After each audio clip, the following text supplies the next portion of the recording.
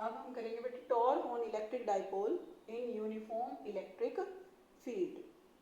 Uniform electric field को हम represent करते हैं पैरेलल लाइन से, इक्वली स्पेस्ड पैरेलल लाइंस।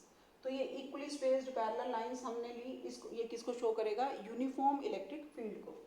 और डायरेक्शन है इसकी लेफ्ट से राइट की तरफ, मींस इस तरफ एक तरफ से कोई पॉजिटिव प्लेट है और इस तरफ कोई नेगेटिव प्लेट है। Electric field will be from positive to negative. Electric dipole is placed making angle theta with the uniform electric field. Dipole हमने लिया AB, system of two charges minus q and plus q. Then force will be experienced by these charges due to this electric field. As positive polarity is from this side, therefore negative charge will be attracted towards this. Means the force will be in the direction opposite to the electric field. तो इस पर जो force होगी वो किसके बराबर होगी? F minus Q ई के बराबर, अपोजिट डायरेक्शन में। The positive charge will feel force in the direction of electric field, क्योंकि ये पॉजिटिव इस पॉजिटिव चार्ज को क्या करेगा? रिपेल। तो यहाँ पर इसका मतलब जो डायरेक्शन होगी फोर्स की, और वो F होगा कितना बेटे? Q E के बराबर।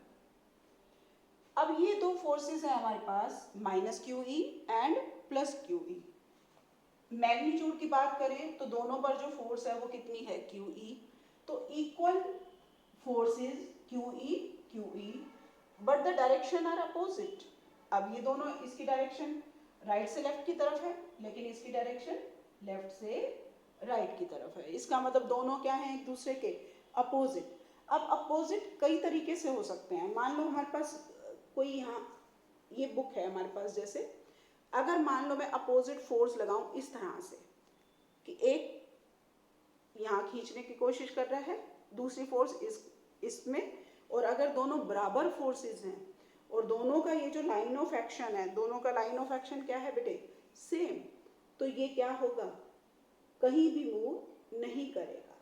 लेकिन अगर मान लो हमने एक फोर्स ऐसे ले ली और एक फोर्स इस तरह से ले ली, अब एक तो इसको ऐसे धकेल रहा है और दूसरा ऐसे, एक in the direction of field और दूसरा अपोजिट टू द फील्ड, लेकिन दोनों का जो लाइन ऑफ एक्शन है वो क्या है? डिफरेंट। जैसे मेरी बाजू, इसी तरह से यहाँ पर इसके लिए लाइन ऑफ एक्शन ये है और इसके लिए लाइन ऑफ एक्शन ये है। दोनों एक दूसरे के क्या हैं? अपोजिट, लेकिन दोनों का लाइन ऑफ एक्शन भी डिफरेंट है। तो ऐसे केसेस में बनता है कपल। कपल का काम क्या है कि जो इक्वल एंड फोर्सेस हैं बेसिकली उनको हम क्या कहते हैं? Couple. And that couple tends to rotate the dipole. तो ये जो डाइपोल है, इसका मतलब ये डाइपोल रोटेट हो जाएगा अगर हमने इसको किस में रखा? इलेक्ट्रिक फील्ड में। और जब रोटेट होगी कोई बॉडी तो टाउ जो होगा वो क्या होगा? उसका moment of force. And that moment of force will be given by either force, मतलब दोनों में से कोई एक मैग्नीट्यूड ले लो, and multiplied by perpendicular distance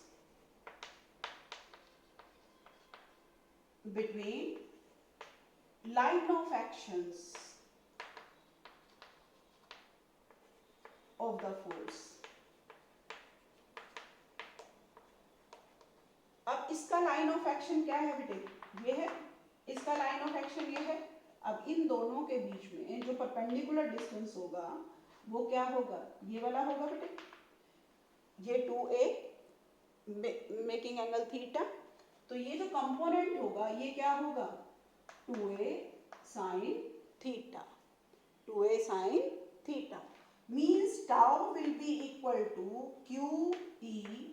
ये तो हो गया फोर्स, इन दोनों में से कोई भी एक मैग्नीट्यूड ले लिया, multiplied by perpendicular distance. Perpendicular distance क्या है? 2a sin theta. अब हमें ये पता है, इसका मतलब q मल्टीप्लाइड बाय 2a हमें पता है ये किसके बराबर है बेटे? डाइपोल मोमेंट के बराबर।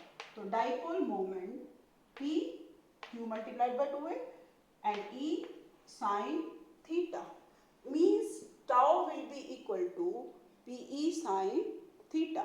और अगर हम वेक्टर फॉर्म में बात करें